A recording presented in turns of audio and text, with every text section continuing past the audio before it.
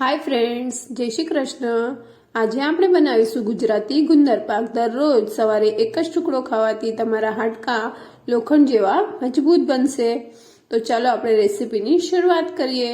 તેના માટે આપણે એક પેન લઈ લેવાનું છે. તેમાં 1 વાટકી જેટલું આપણે ડેસિકેટેડ કોકોનટને રોસ્ટ કરવાનું છે. તો સરસ રીતે આપણે તેને રોસ્ટ કરી લેશું. સરસ અરોમા આવવા માંડે ત્યાં સુધી આપણે તેને શેકવાનું છે. તેનો કલર આપણે ચેન્જ નથી કરવાનો. આપણું ડેસિકેટેડ કોકોનટ સરસ શેકાઈ ગયું છે. તેને આપણે એક બાઉલમાં કાઢી લેશું અને તે જ પેનમાં 1 ચમચી જેટલું ઘી લેવાનું છે. તેમાં આપણે કાજુ અને બદામને રોસ્ટ કરી લેવાના છે. તમે તેનું પ્રમાણ વધારે કે ઓછું કરી શકો છો.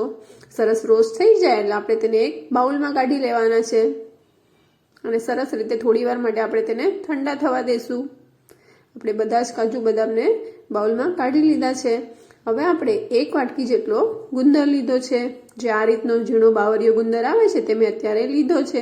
તેને આપણે મિક્સર જારમાં લઈને સરસ ક્રશ કરી લેવાનો છે અને આ રીતનો પાવડર આપણે તૈયાર કરવાનો છે.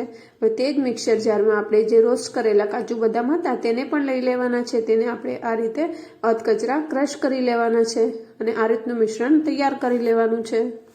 હવે આપણે જે પેનમાં કાજુ બદામ રોસ્ટ કર્યા હતા તે જ પેનમાં 1 વાટકી જેટલું ઘી લઈ લેવાનું છે. મેં અત્યારે થીજેલું ઘી લીધું છે એટલે મેં 1 વાટકી જેટલું લીધું છે. જો તમારું મેલ્ટેડ ઘી હોય તો તમારે 1.25 વાટકી જેટલું ઘી લેવાનું અને ઘીને સરસ રીતે આપણે ગરમ થવા દેવાનું છે. જો તમે જોઈ શકો છો ઘી સરસ રીતે ગરમ થઈ ગયું છે. હવે આપણે તેમાં 1 વાટકી જેટલો ઘઉંનો જે ઝીણો લોટ આવે છે જેની આપણે રોટલી બનાવીએ છીએ તે લોટ લઈ લેવાનો છે અને તેને આપણે ઘીમાં એડ કરી દેવાનો છે. તમે ભાખરીનો લોટ પણ લઈ શકો છો, પણ જો ઝીણા લોટથી આપણે ગુંદર પાક બનાવીએ તો એકદમ સુપર સોફ્ટ ગુંદર પાક તૈયાર થાય છે. હવે આપણે લોટને ઘી સાથે સરસ રીતે મિક્સ કરી લેવાનો છે અને એકદમ લમ્પ ફ્રી બેટર તૈયાર કરવાનું છે. અત્યારે આપણે ગેસની ફ્લેમ એકદમ સ્લો જ રાખવાની છે. બધો લોટ સરસ રીતે મિક્સ થઈ જાય ઘી સાથે પછી આપણે ગેસને મીડિયમ ફ્લેમ પર કરી અને લોટને શેકવાનો છે. સ્લો ટુ મીડિયમ ફ્લેમ ઉપર આપણે લોટને 10 મિનિટ સુધી શેકીશું. એટલે કે તેનો કલર ચેન્જ થઈ જાય અને એક સરસ અરોમા આવવા માંડે ત્યાં સુધી આપણે તેને શેકવાનો છે. આટલા લોટને શેકતા લગભગ તમને 8 થી 10 મિનિટનો સમય લાગી જશે. જો તમારું લોટનું પ્રમાણ વધારે હશે તો તમને વધુ સમય પણ લાગી શકે છે.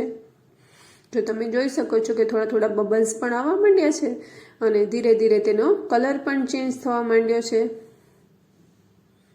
ગેસની ફ્લેમ આપણે સ્લો ટુ મીડિયમ જ રાખવાની છે. જો આપણી ફ્લેમ હાઈ હશે તો લોટ અંદરથી કાચો રહી જશે અને નીચે બેસી પણ શકે છે. એટલે આપણે સ્લો ટુ મીડિયમ ફ્લેમ ઉપર લોટને સરસ રીતે ઘીમાં શેકી લેવાનો છે.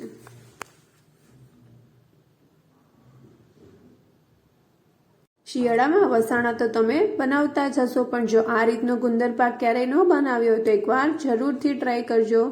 એકદમ સરળ રીતે બની પણ જાય છે ને એટલો સરસ સુપર સોફ્ટ તૈયાર થાય છે કે મોંમાં મૂકતા જ ઓગળી જાય છે. અને તો જો તમે પહેલી વાર બનાવતા હશો તો પણ તમારો ગુંદર પાક પરફેક્ટ જ બનશે. જો આ મેજરમેન્ટ સાથે તમે ગુંદર પાક બનાવશો એટલે તમારો ગુંદર પાક પહેલી જ વારમાં પરફેક્ટ અને સુપર સોફ્ટ ગુંદર પાક તૈયાર થશે.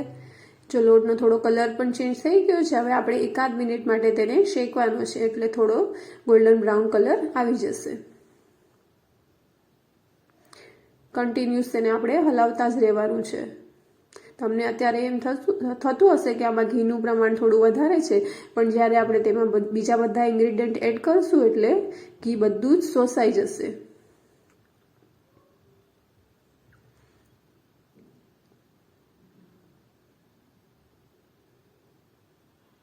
જો સરસ એકદમ કલર પણ ચેન્જ થઈ ગયો છે. હવે આપણે ગેસની ફ્લેમ સ્લો કરી દેવાની છે અને આપણે જે ગુંદરને પીસીને રાખ્યો હતો તે ગુંદર તેમાં એડ કરી દેવાનો છે.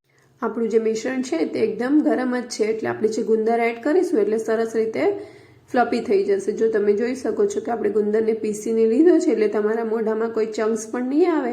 અને ઘણાને પ્રોબ્લેમ થતી હોય છે કે ગુંદર પાક બનાવે ત્યારે ગુંદર છે તે દાંતમાં ચોંટતો હોય છે, પણ જો તમે આ રીતે ગુંદર પાક બનાવશો તો તમારો ગુંદ છે તે દાંતમાં તમારે ક્યારેય નહીં ચોંટે.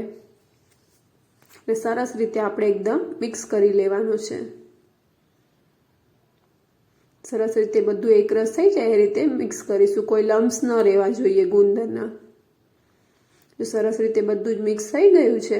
હવે આપણે જે ડેસિકેટેડ કોકોનટને શેકીને રાખ્યું હતું તે પણ આપણે તેમાં એડ કરી દેવાનું છે અને સરસ રીતે બધું મિક્સ કરી લેવાનું છે.